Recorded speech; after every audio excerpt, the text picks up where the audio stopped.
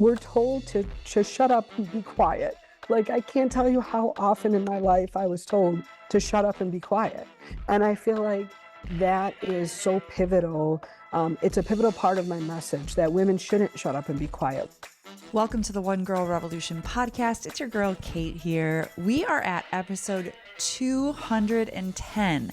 210. Wow. Oh my gosh. I can't even believe that we're at episode 210.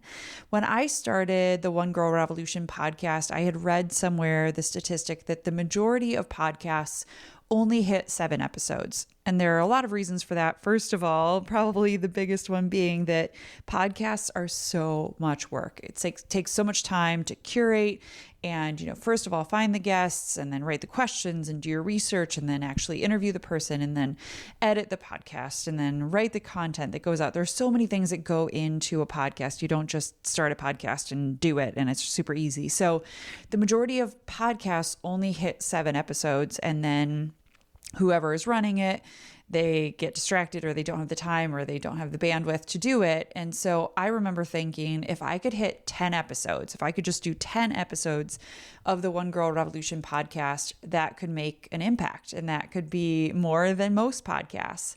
And what happened is 10 episodes turned into 20 episodes and 20 turned into 30, and every story I have found leads to another story or more stories.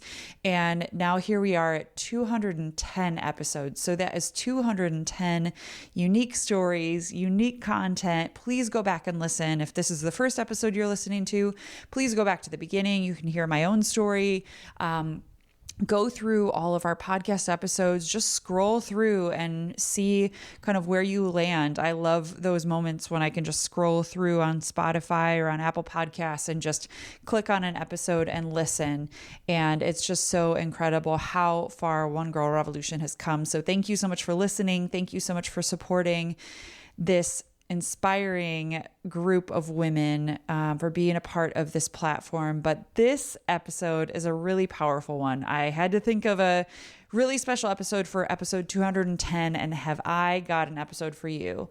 On this week's episode of the One Girl Revolution podcast, we welcome JoJo Dries, a survivor of abuse, a force for good in this world, and the founder of On the Wings of Angels, a nonprofit organization that is dedicated to raising awareness about domestic abuse and providing resources for victims and survivors of abuse.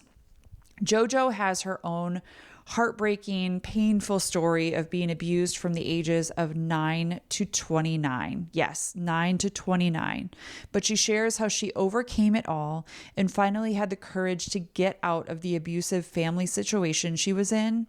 She tells the story of how she fell in love with her husband and how it was his love and support and her own power that has brought her through into this new chapter of an empowered woman, the empowered woman that she is today, and to this chapter where she's able to help others.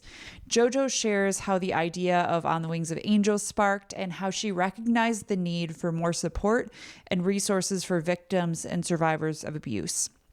On the Wings of Angels is a newish organization, but as I mentioned in this episode, I'm so excited to highlight this organization at this stage because it just goes to show that if you see a need, you just have to take one step forward to help others. And those people that you're helping will help you build out the mission of the organization. And that's exactly what happened with JoJo and On the Wings of Angels. And she's gotten so many people that have supported her and been a part of bringing On the Wings of Angels to fruition. And so she shares all of that in this episode. Please listen to JoJo's incredible story of resilience, passion, and love. And please support her organization On the Wings of Angels. Go to their gala and buy her book, all of the things. Without further ado, here's my conversation with JoJo. JoJo, welcome to the One Girl Revolution podcast. Thank you, Kate. Thank you for having me here. It's an honor. I'm so excited to speak with you today and dig deep into all of these great things we're going to talk about. I am so excited to have you on. And one thing that I love, JoJo, is you and I just got connected about a week ago by one of our dear mutual friends, Shannon, and we just jumped on it. We were like, all right, let's do an Instagram live we just got off of. and now we're doing a podcast interview, but you are such an inspiration. And when you shared your story with me, I was like, I got to get JoJo on the podcast. I got to get her on to share her story and the incredible work that you're doing. So thank you for just seizing the day and getting on the podcast with me. Look who's talking. I've been telling everyone for the last week, like, I don't think I've ever met somebody that was so quick to be like, all right, this is what we're doing and this is when we're doing it and let's do it and let's move forward. You know, for somebody who came out of the type of situation I did, immediate decisions and finding solutions is very important to me. It's like my safe space. And we all have our value and we all have our like personalities.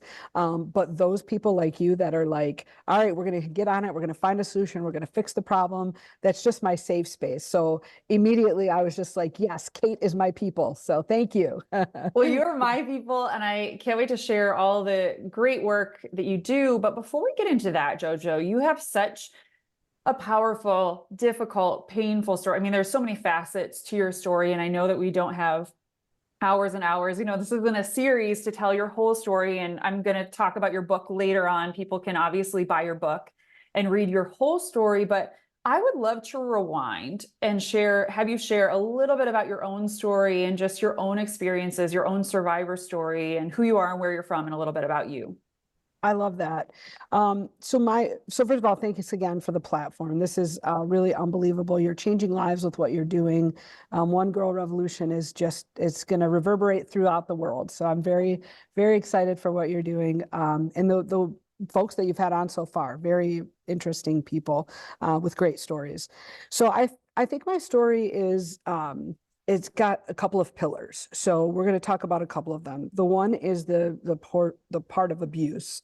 The other one is my love story, which integrates through that, and it's a powerful message of how when you get out, you can achieve the dream life that you wanted to in the middle of abuse. And the third one really is the future. So it's kind of the past, present, and future. The past is till I was 29, I was beat up and, molested and, inappropriately touched and raped, by my dad. And my brother took on the reins of my dad and was not involved in the sexual abuse, but was definitely involved in the physical abuse part of it. My mom didn't do much to stop any of that and did not stand in the gap for any of us kids. But I became sort of a second mom to my siblings and definitely stood in the gap for them and took a lot of the abuse that they were getting, took it on myself. And so the past is really this journey from the first time I can remember being abused is age 9. And so it's really this journey of 9 to 29 of this is not right. This is not normal. I am Lebanese American. So both my parents are, my mom is immigrated and my dad is third generation from the Middle East. And then we had a fundamentalist Christian background. And the reason I say that is fundamentalist is because there's a lot of intercults within any religion. And a lot of them go on the extreme side of that religion. And so it was this double whammy of culture combined with sort of the faith, which wasn't really faith, it was religious rules and regulations. And so pile on the ugly side of both of those things. Now, both of those things, mind you, have beautiful parts to them. My culture has beautiful things to it. Any faith has beautiful portions to it. But combine the worst parts of all of that, and you created basically a sheltered, controlled environment with the head of it being my dad. And so we were homeschooled, home churched, home business. Everything was sheltered in the house. And so there was no outside influence to tell me, there's better out there. But internally, I knew that there was better out there. And I feel like a lot of survivors know inside of themselves, this is not right. This is not normal. So I will say that the huge part of the abuse was me always saying to myself, I'm going to get out. I see my mom in a corner of a room as my dad's beating us up with tears streaming down her face, knowing maybe this isn't right, but not doing anything. And I said, I'm going to be the opposite. I'm going to get out. I'm going to do something. So the second piece of it is my now husband, Paul. We've been married 12 years. And I met him when I was 9. He was the love of my life. I saw him at church camp. I said, this is the man I'm going to marry. I told my family, I told our church friends, And all through those years, from 9 to 20, he was my best friend. You know, we hung out after church, our families got together and we were friends. But all along, I said, I love this man. He's different. And I think that's another major pillar for many survivors is when you look outside of this sort of sheltered thing, you see the difference. Like you see there's, oh, this woman is strong. This man is treating his wife or children differently than my dad is or my abuser is. So when I saw Paul, I said, he's a different kind of guy. He interacted with us differently. And so through the years, I was in love with him. At age 20, he went to my dad. At my age, I was 20, he was 24. And he said, I want to date your daughter. And my dad said, no, that's never going to happen. You're not our culture. You know, you might be a part of our faith, but, you know, you're not going to date her. And I think internally, my dad knew that Paul wasn't going to be controlled. And so he pushed him away. In my mid 20s, I went back to Paul. In the meantime, we had created businesses as a family and we were really thriving, at least from the outside, financially. Inside, in behind closed doors, there was a lot of abuse still happening, a lot of control still happening, a lot of you can't do this, you can't do that. And by now I'm an adult. So then in my mid 20s, we're traveling the country, traveling the world. And I call Paul and I say, we need to date. Like, I love you. I've always loved you. I need to date you. And he's like, well, you're still being controlled by your family. And I said, no, I'm Miss Independent now. And so then he said, I don't really believe you, but we did date a little bit. He went to my dad and my dad said, no, her or us. I mean, sorry, him or us. If you date him and marry him, you will lose us all. Your mom, your siblings, none of us will ever talk to you again. But if you choose us and our families, businesses, and everything, then you have to delete him out of your life. So at the time, because it was all I knew, that's what I did. I took Paul and I said goodbye. We had the worst heartbreak imaginable. And you know, you can keep this part in or not, but I'm going to talk about a little bit about the faith side. I remember we both had a very strong faith at the time and we still do. And Paul called me and said, God told me not yet. He said, I was praying on my knees and I fell to my face and I was praying to God that I would be able to marry you. And he said, but God audibly spoke to me and said, not yet. And I laughed at him. I said, there's no way God told you not yet. You're just backing out, you know, of this whole thing. And so years later, when we reconnected, he looked at me and said, now do you understand the not yet? And this is a huge principle in life, which we can also talk about. But to finish our story, after we broke apart, I thought I'd never see this guy again. But that was my catalyst to like, okay, you got to do something different. Like, your family's taking away your love of your life, your autonomy, all of it. So fast forward 3.5 years later, and 3.5 years later, I'm dating this other guy, and he comes to my house to meet my family. And this was the last time I let my dad touch me. He wanted this guy out of the house. I said no. And my dad said, get him out of my house. He grabbed my hair, threw me to the ground, dragged me across the floor, practically threw me down the stairs. And I said, that's it. It was the only time I didn't fight back because I knew that was it. So I started couch surfing for a few months, sleeping on friends' couches. I went on Match.com a few months later, and Match.com matched me with Paul as our match of the day. And the rest is history. We eloped, got married, and we've been married 12 years. That's amazing. Yeah, I think it's so interesting. I'm glad you shared about the timing too, because I don't believe in coincidences. And, you know, I'll often have people on this podcast where we tried to get them on for months or years even. And I just believe I don't believe in coincidences. So I believe that timing is everything. And maybe in that instance, you both weren't ready, or who knows, ready. like what was going on. And like you needed to get the courage to leave too. And I just, how did you, so your story, there's so much that I want to talk to you about. And I know we don't have all the time and in the world. I didn't want to keep going, but I was like, there's like so many like branches of all of that. But I guess my biggest question for you is, in those really horrific terrifying years where you were just putting one foot in front of the other, just trying to survive, you know, in this family of abuse and all these difficult things that were going on. What was it that gave you hope, or what is it that kept you going in these really difficult moments?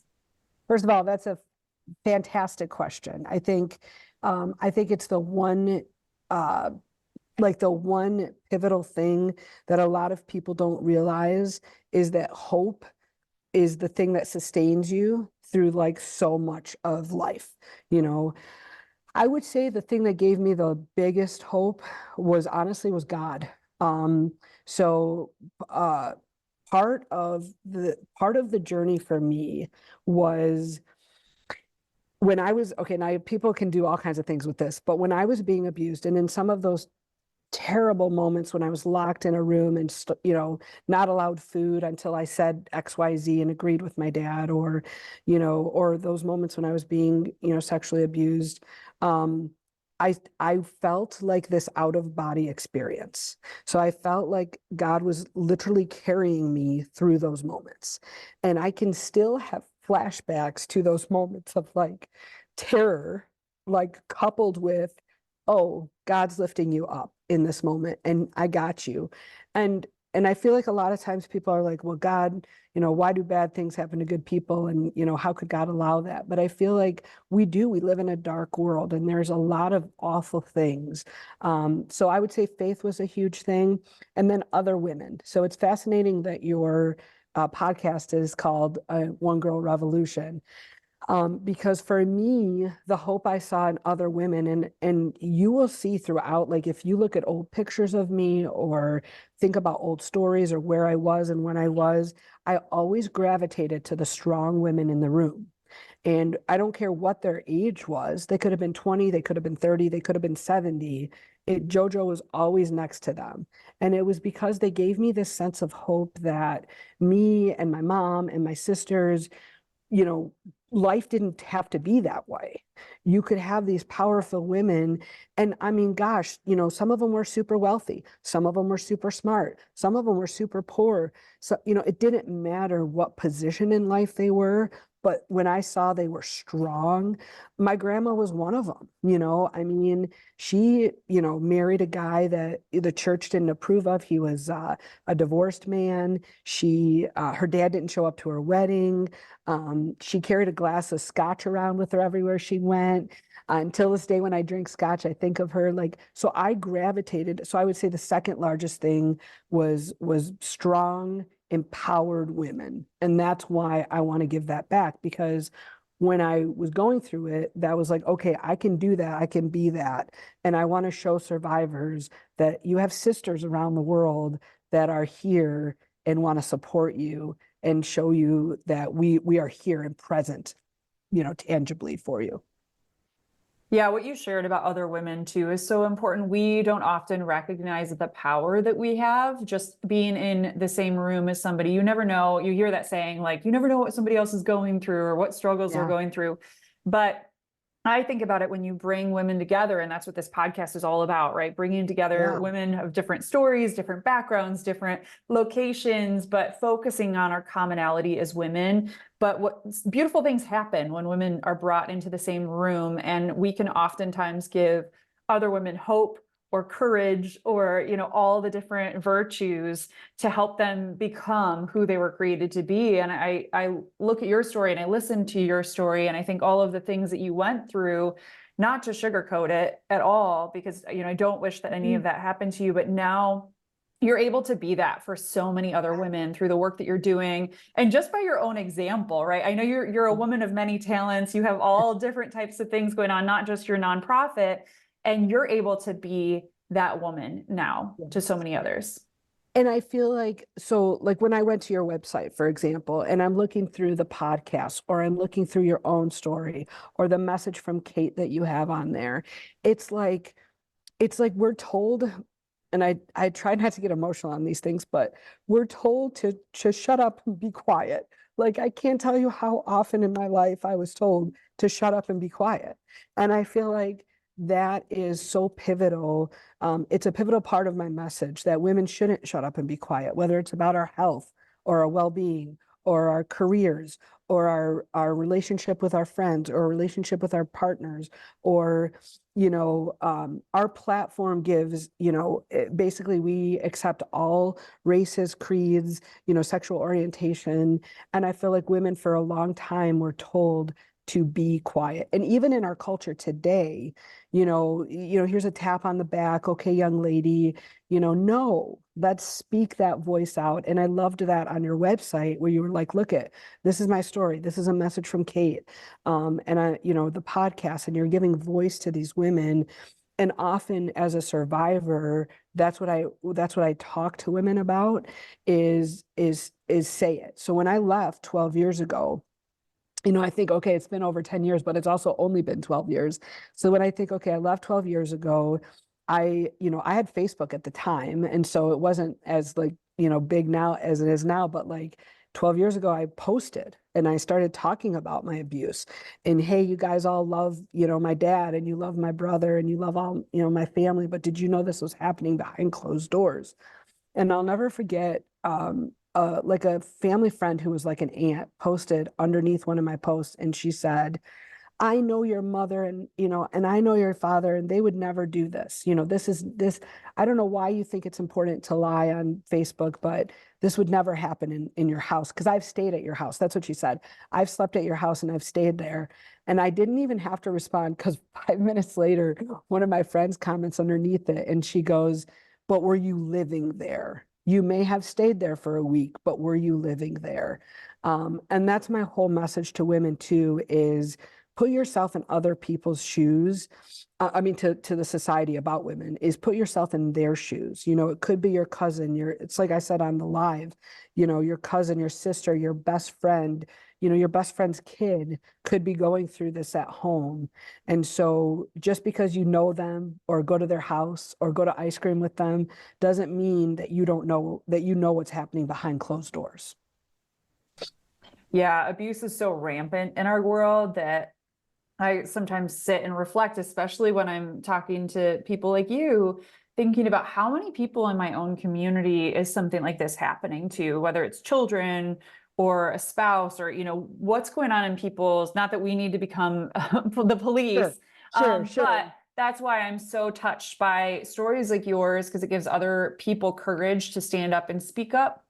Yes. But also the work that you're doing, the network that you have in this nonprofit, that you're able to really serve the needs of individuals that are in these situations. And I love too, like you shared before on the live, and we'll get into like how people can get in touch with you and all that stuff. But I love how you're like, just message us, just email us, call me on my cell phone, whatever.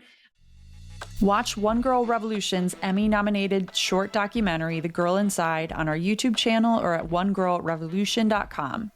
The Girl Inside features a poignant look at the stories of incarcerated women within Cook County Jail and a life-changing academic course taught by Dr. Laura Biaggi called Storytelling as a Healing Art. This short documentary reunites Dr. Biaggi with 5 of her former students for a special one-day course on the transformative power of our stories and our voices. And what is revealed is the girl inside.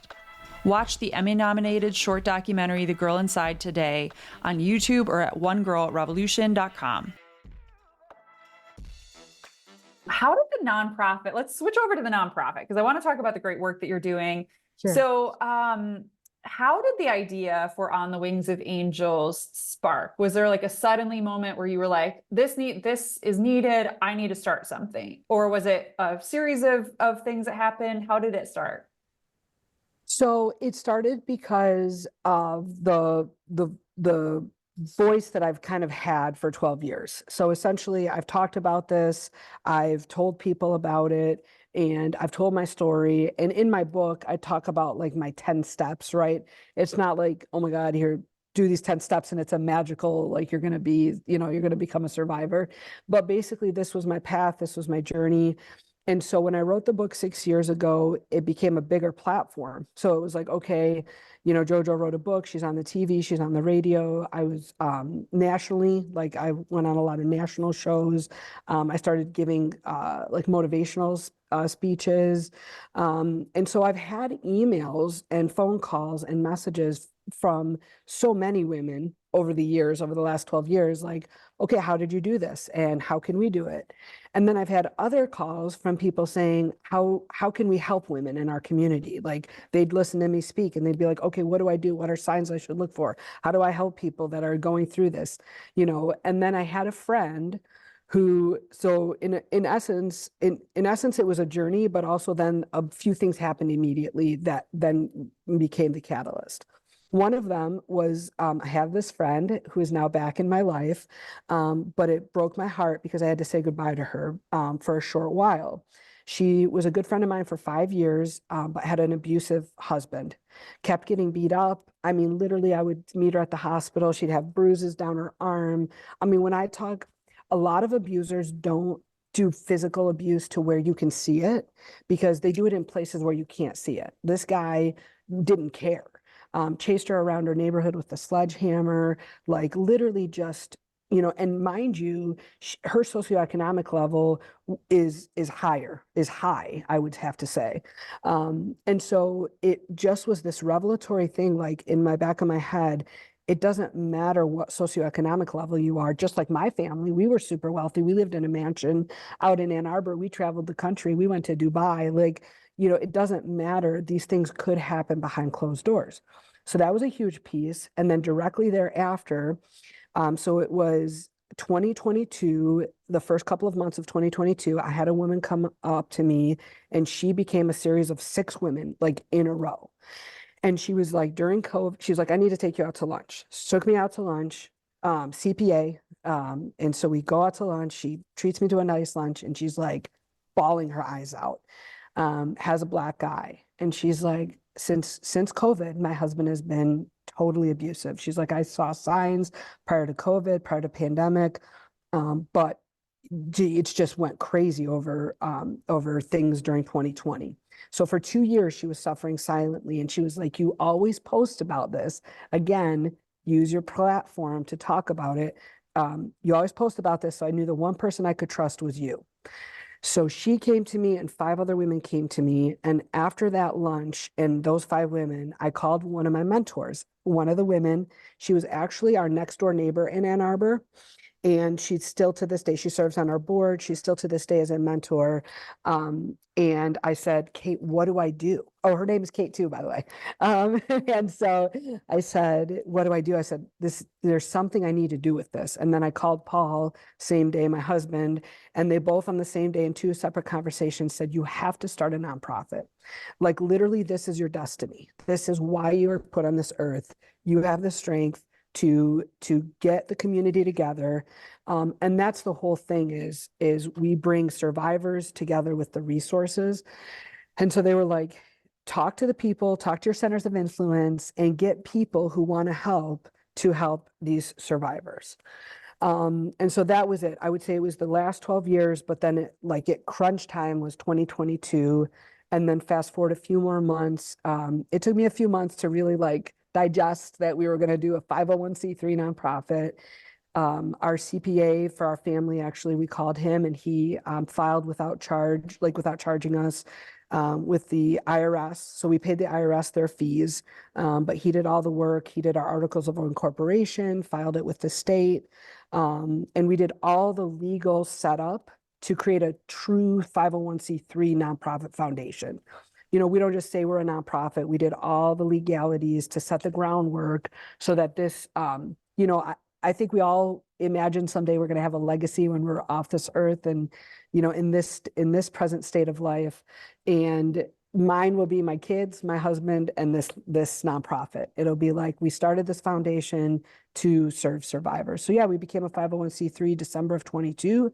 In March of last year, 23, we launched our website. My husband and I poured our own finances into creating a beautiful, comprehensive website with surveys and everything available to survivors and donors. So by day, I'm a loan officer. And so what many people don't know is I still do loans. I'm still originating loans. But this, I pull my full heart and soul. And this is what I call my full-time job that I don't get paid for. So the nonprofit is really my passion to serve these women. So I hit a block in September. And so I tell this story, and I might get emotional. I tell this story because I feel like as women, and your podcast, One Girl Revolution, as women, we need to reflect on those moments when we are putting so much pressure on ourselves. So in September, I really had this mental, like, I don't know that I want to call it a breakdown, but it was kind of like this mental breakdown of like I was waking up crying all the time. I was unhappy with my career. I was unhappy with where I was at. I was unhappy with my health and how the stress of work was taking its toll on my health. And so my husband looked at me and said, Paul looked at me and said, "You have to stop. Like, you just have to stop everything you're doing, drop everything you're doing." And he was like, "Take care of you." And so I hope you all find yourselves a partner like that or a best friend like that. But I did. I stopped literally everything I was doing. I called my team. I said, "I need you to handle all my clients 100%." And I just took the month of September for JoJo, and I did massages and spa, and I watched Netflix and ate popcorn in the middle of the day. And I just like, I literally took September to reevaluate my life. And then in October, I woke up in the first week of October and I was like, you know what? I I'm changed. Like, this is my passion. I'm going to invest fully in the nonprofit. That very week, I had a meeting with the president of Walsh College, which is where I'm at right now, Susie. Again, a powerful, empowered woman who loves to empower others, whether it's her students here at Walsh, her staff, or people like me. I had a meeting that week with her, and she said, "JoJo, you look so different than the last time I saw you. What happened?" So I told her, and she was like, "I can tell there's like a light in your eyes." And so I would say October was a huge launch, like versus like us opening in March. I would say we really launched in October. Thank you so much for sharing that, because I think it's so important for women to share those moments in life. We get so bombarded by all the things, we have to take care of our family and take care of this and do our jobs. And I can relate to everything you were saying about, with One Girl Revolution. And then I still have my PR job. You and I have talked about that because we both have PR in our backgrounds. But we can just be on this trajectory where it's almost like, I don't know, a hamster wheel or, this fast track, and we don't take those moments to just stop, whether it be a weekend or a month, and just say, I need to step away from everything, reevaluate. How can I do things better? How can I simplify my life? Where are things that I need help with? What are things that I need to cut out of my life? Cutting, I think about like bacon fat, cutting the fat out of our life, because we just can be so bombarded by what everyone else needs. And women are such givers. And I love every single person that I have on this podcast, because it's women who are giving of themselves completely to start these organizations. And you're also dealing with so many difficult stories. And so it's like, you have to be in the best place in your life. You have to take care of yourself first in order to help other people. And so I'm glad that you shared that, because we don't talk about stories like that enough in the world. It's like everybody puts their perfect face on Instagram, and it's like, no, it's okay to not be okay. It's okay to be overwhelmed and exhausted, and to step away and put a pause on things. It's not even that you have to like stop everything. It's like, just put a pause, and it's okay. Everything will still be there when you come back. So, so I appreciate you sharing that. Yourself with people to encourage that. Yes. Like you were saying, like, you have all the things, the podcast and the PR job and and your family and your partner and your friends and, your community. And, like, for example, my loan officer job, my whole team literally leapt in and stepped in the gap. My boss was like, my manager or whatever, he was like, "Whatever you need, mental health is important, physical health is important, go take care of you." And I was like, "Well, I don't want to burden the team." And he was like, "No, we got you. Like, we got your back." And honestly, that's very rare in our industry. So there's 3 leaders, and they all said the same thing. And they were like, "JoJo, go do what you got to do." Because I was transparent with them. And I was like, "Listen, if clients come in, I'm going to send them to the team." And my team stepped in. So to surround yourself, we're here for a short while, and a majority of our days are spent at work. So to have a team at work or in your career that supports those decisions is just super important. So I encourage anyone listening, outside of our other messages, to really find yourself a tribe personally and professionally that has your back to encourage those types of moments. So I want to talk about the nonprofit more. And one thing that I mentioned to you, I actually love that you're a newer nonprofit, because a lot of times I have women who have founded organizations that have been around for 5 years or 10 years. And what's so interesting to me about newer organizations is you're in this kind of creative space in a way where the women who come to you, the survivors that come to you, they're kind of building the need, like their needs are building the organization from where you are. I know you already have so many women that you've helped through the organization, but you're kind of at this like cool startup phase where as different people come to you, as you see the needs, you're not recreating the wheels that have already been created. So you partner with other organizations to serve these individuals' needs. But talk to me about the organization. What is the organization? And like when a woman calls, what are the ways that you're able to help?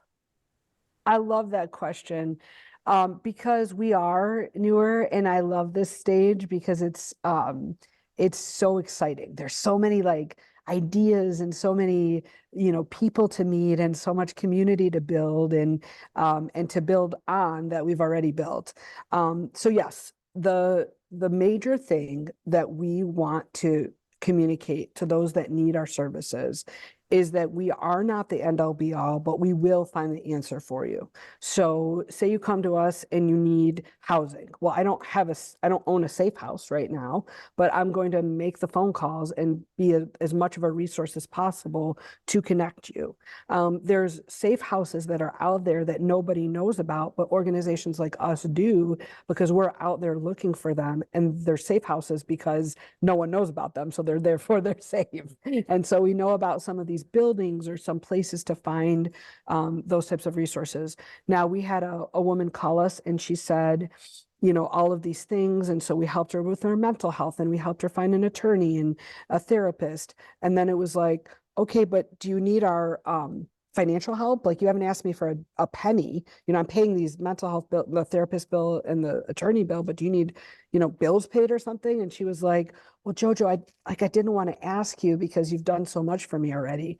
And I was like, no, what's going on? And I was like, you put your husband in jail because he pulled a gun on you. So like what, that income is now not coming in, even though you have income. And so she said, well, I do have my rental payment coming up, and I'm afraid that my landlord's going to kick me out if I don't pay, because he's not a great guy. So I called one of my donors and I said, hey, we got this bill coming up. And I told her the whole story and how we've helped her and her child. And the donor was like, I was like, can we split it? Can On the Wings of Angels split this bill between you and us? And I'll cover half, you cover half. And she was like, no, give me the landlord's address and I will cover the whole bill right now. I'll write a check today and we'll mail it. So that gave this woman 30 days of relief that her big monthly payment did not have to be made. And so we can do things on a nimble way, and our whole goal is to partner with other nonprofits, which we already are partnering with, and then build that network of resources, because one nonprofit cannot possibly serve every single need for all of the women that are abused in this community. 1 in every 4 women has experienced some type of domestic abuse. 1 in every 7 men has experienced some type of domestic abuse. So when you think about that, it's a staggering number. And our whole point is, we can't do it alone. You can't do it alone. Let's partner together. What resources do you have? I had somebody come up to me today. I had 3 people come up to me today, and they all wanted to give me clothes. And I was like, listen, we don't have policies and procedures yet in place, and post-COVID, there's a lot of things you have to be careful of, and you have to have policies and procedures to be able to accept clothes, and who's going to sort them, and how many can we store, and do I have a storage facility for them? But there are other organizations that do take clothes. And so we were able to partner those ladies with these other organizations to take that. So it is exciting. To any nonprofit that's listening, I hope we do connect. We want to be a resource. We want to be a conduit. Again, if someone comes to us and we can't help, how can I send them your way? Or if you have somebody that you are, in overcapacity for, how can we help? What resources can we all work together to connect this nonprofit network?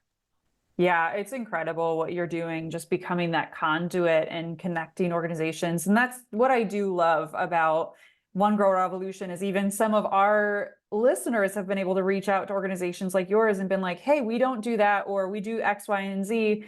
How about we partner together, or just let you know what they do so you can partner as different individuals come through your network. Yeah. So JoJo, I know that there are, in your very early life of the nonprofit world, you still have so many inspiring stories, so many individuals that you've been able to help already. And I can't wait to see where you go from here. But is there a story or two that you could share of maybe a woman who's been helped through your work? If there's one in particular that you feel like encapsulates why your work is so important? So I would say the one I just shared, but also there's this other one. So she came to us in November, and she has several children, and she had safe housing. So she had a foundation of safe housing, but there were things, she left with the clothes on her back. Her kids left with the clothes on their back. It was the middle of winter and she's walking to work. And so in a holistic explanation of what we just talked about with nonprofits, we got all kinds of steps for this woman. We helped her with therapy appointments. We helped her with the attorney piece. She wants to change her children's last name from her ex's to her maiden name. So we helped her with those legalities. And then she's like, I'm walking to work. So we're helping her with the car. We helped her with the car situation, get a hold of a car. And again, if there's dealerships or other folks that are listening in that want to partner, we have all kinds of, we can send you the paperwork, the 501c3 paperwork that you can write off those things. But we basically helped her start this new life. So while we didn't remove her or help her get removed from her current abuser or from her past abuser, we took where the journey she had started and helped her complete it. So I check in with her once a week. We have great conversations. She's got a whole network of new friends, a whole network of her family is now back in her life. They had ostracized her because they couldn't deal with her abuser. And then I'd like to talk a little bit about my friend that I mentioned a few minutes ago. So it's fascinating to me because, again, we think abuse and we think whatever. We think like poor, or we think financial, or we think, oh, they're in that situation because they don't have the money. It's not always that. So my friend, who, again, I said was part of the catalyst of this, she, so I told her, I said, listen, I can't talk to you until you're out. I've rescued you, and at this point it's enabling. And so, and I say this to explain about how we're serving these women, because there's a whole thing they have to go through. So she says, okay, well, when can you talk to me? I said, okay, well, when you divorce and when you're completely away from your abuser, we can be friends again. And that's hard, right? I say that, transparently, but also very carefully, because listeners that are listening, it's like, well, why were you so judgmental? Or you should have been there for your friend, or what if she died and whatever. But the thing is that, the high percentage of survivors go back to their abuser. And so there has to be a system in place to show them that there's a cycle, that they're in this cycle, and this is how we can help. So last year she came back to me and said, I want you to know, here's my divorce paperwork. She was so excited to send me her signed divorce paperwork with the judge's signature. I still waited a few months, and then we celebrated in the beginning of this year, 2024, and now we're back in touch, obviously. But I say that story because a couple of the other stories of the women that we've actually helped, they had a very hard time. We don't have layers of okay, you have to fill in all this paperwork, or there's not red tape, but what we do have is this form. And this form, it's called a commitment letter. I get excited and smile about this because It's a commitment letter to themselves. So the commitment to themselves is that On the Wings of Angels is providing me with all the support pro bono. My commitment to myself is I will do everything in my power legally to stay away from my abuser. So if you have children and, child that needs to legally see their, your ex-partner, then of course we can't, delve in those waters. But what I find fascinating is the light that goes on in these women's eyes when they finally sign that document and they're like, yes, I am committed to myself. So the two stories that I really can't share the details of, but basically they signed this letter and they have checked in with me or another board buddy and they're away from their abuser. And just at that, like, of course, we're helping them find a job and we're helping them, network with the right situations to get all these other answers. But just that commitment letter was such a turning point for these women to say, wow, this is the first time in my life I can do something for me to get out. And I would say that's a huge testimonial because women don't think that they can. And you and I mean, the woman that we're talking to, our best friend, might not think that she can. But when you put pen to paper to say, I will and I can, all of a sudden the doors open up. So I would say that's a huge testimonial. Yeah, well, and even just knowing that you have this support, like we talked about on the Instagram Live, people don't realize all the different facets of someone getting out of an abusive situation. I'm sure even in your own story where it's like people were like, okay, why didn't JoJo just leave? Like she's an adult woman, she's over 18. Why didn't she just leave? But there are so many facets to these women's stories. And I just love that you're building that community, that network around her and saying, like, asking for the commitment, first of all. Yeah. But then also walking alongside them and getting them whatever help they need. Yeah. JoJo, Yeah. so where do you hope that On the Wings of Angels goes from here? I know you have big hopes and dreams, and you also have a gala coming up in April. So I'd love for you to share, where do you hope that it goes from here? And how are some ways that people can support your great work? I love that question. We do have big hopes and dreams. And one of the biggest ones is like our big, hairy, audacious goal is to have a whole community. So we want a community center. We want safe housing. I'm in the real estate and mortgage world. I have been since I was a kid. And, basically when I was younger, I always thought of that. Like, let's just build a bunch of houses or like buy a bunch of units and house these women. There's a lot of wonderful nonprofit organizations that will furnish those places at no charge. And they will, come in and do that or provide you the furniture or the kitchenette items or whatnot. So that's kind of the big long-term goal. I also want to clarify that every dollar brought into On the Wings of Angels, I mean, a very small percent of it goes to overhead or like, website development or things like that, but none of us gets paid. So I don't get paid, our volunteers don't get paid, our board doesn't get paid.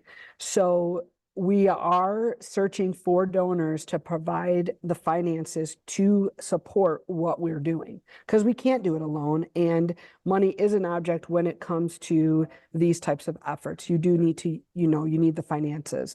As far as the gala is concerned, it is a fundraiser. So essentially, it's a big party and it's a big fundraiser. We wanted to provide a place for the community to come together, hear survivor stories, hear from, we've got Miss USA, a former Miss USA contestant, Rachel Slosson's flying in, donating her time to come in and talk to us about domestic abuse and her own experience with it. We've got Carolyn Clifford, Channel 7 News, Taryn Asher, Channel 2 News. They're both Emmy Award-winning news anchors. They're going to come and speak. Taryn's going to MC. We have live music and entertainment from the Louis Lee Band. He's fabulous and he is very empowering for women. So he's got a huge message. The songs that he sings, the dances that he does, like all of it, it's very empowering. And so we're very excited to have him as our entertainment, both during dinner. It's at the San Marino Club on April 28th. Doors open at 5 and we're going to party all night. So we got it till midnight. So whoever wants to stay late. But they're also giving us an upgrade on a open bar. So it's an open bar concept, gourmet dinner, as well as appetizers when you first get there. It'll just be a wonderful night. We have a silent auction, so if anyone wants to donate silent auction items, we're still taking them up until the end. And all the silent auction, funds go again directly to support and provide resources for these women. If you want to be a part of the revolution and support the work we're doing to uplift women's voices and their stories, please consider donating to our 501c3 nonprofit organization. Every dollar goes right back into the work that we're doing and will allow us to tell even more stories of inspiring women and girls to inspire and empower the next generation. Donate today at onegirlrevolution.com. That's the number onegirlrevolution.com. Well, I will be sure to post the link so people can find out the information about the gala. Obviously, your website will be in all of our show notes so people can easily get in touch with you. Even if they just have questions or they have resources. I also love that you brought up earlier about, if somebody has a car dealership and they want to give a loan of a vehicle to someone in need, or I'm thinking about as you're talking, I know you can't accept clothes, but maybe someone owns a boutique and they're like, hey, here's a $200 gift card that you could gift to one of the women in your community. Yes. There are so many different ways that we can all get involved. And the free and easy way for people to support what you're doing is follow you on social media and share about it. Because the more that we can share, you never know what someone else is going through. And maybe On the Wings of Angels could just be a beacon of hope to people. Yes. And I appreciate you saying that, because some people, don't have the resources. I found it fascinating. One of the interviews I did recently, and it was live, and I did this little graphic, and I'll send it to you if you want to post it, but I did this little graphic about where your dollars go, right? If you only have $5 or $25, it's not only because, so basically I get off this interview, it was live. I come back, I'm looking at all my emails, and it's like ding, ding, ding, ding, ding, ding. And there were this $5 donation, $25 donation. Somebody donated 50 in honor of, I think, a victim. I mean, it's the only thing I can think of because they had a woman's name in there, in memory of. And so what I'm trying to say is every little piece counts. And when you follow us on social media, now somebody else knows about us, because now you're seeing our stories. You might share our stories. You might tell your friend, oh my God, I saw this quote or I saw this story on their social media. And so all those dings came through, and it was $300 worth of donations. And I got to tell you, that $300 that day, given of little donations, almost meant more to me than some of the larger checks we've received, because I knew those people literally gave it from their, not from their abundance, they gave it from literally from their heart, their soul. So yeah, every little bit counts, and the socials are very important. We try to post stories and information on our pages as often as we can. Yeah, well, I can't wait to continue to share all the great work that you're doing and continue to follow your incredible organization and see where you go from here. But before I let you go, JoJo, you are a one girl revolution. That's why I wanted to have you on the podcast. But I'm curious to know, who is a woman or girl that inspires you? Who is a one girl revolution in your own life? So I would have to say, so there's this woman, her name is Sue Woodard, and Sue was part of my journey from very early on. She began to speak on mortgage stages all across the country. She was a loan officer, and all of a sudden she was this major speaker. We started having her at a lot of our events because, again, my background is mortgage. We had this huge training company, and we were speaking to thousands of loan officers across the country. And I would sit in the back of that room during some of these events, and there's the audio visuals, desk, and I'd sit there in AV, and I would just be like, God, she is doing it. Like, she's up there speaking. She's smart. She knows these mortgage concepts. She was a single mother, so she had a daughter. And this woman, through the years, would just tell me, you can do it, JoJo. When I started a training program for loan processors at the time, my family was like, yeah, like, you can't do that. Like, that's never going to happen. We're not going to let you speak on the stage. And I remember when I spoke to my first crowd of 200 loan processors, My whole family basically ostracized me, didn't come in the room to watch me speak. And I felt so alone. And I remember texting Sue and being like, I'm going up and I'm alone. And she's like, you're never alone. I'm always like, I'll always be there. And I remember one of the nights I was stuck in my bedroom because they had locked me in there. I remember I was just bawling my eyes out and I texted her the same thing. I was like, I feel so alone. And are you there? I said, are you there? And she said, I'm always here.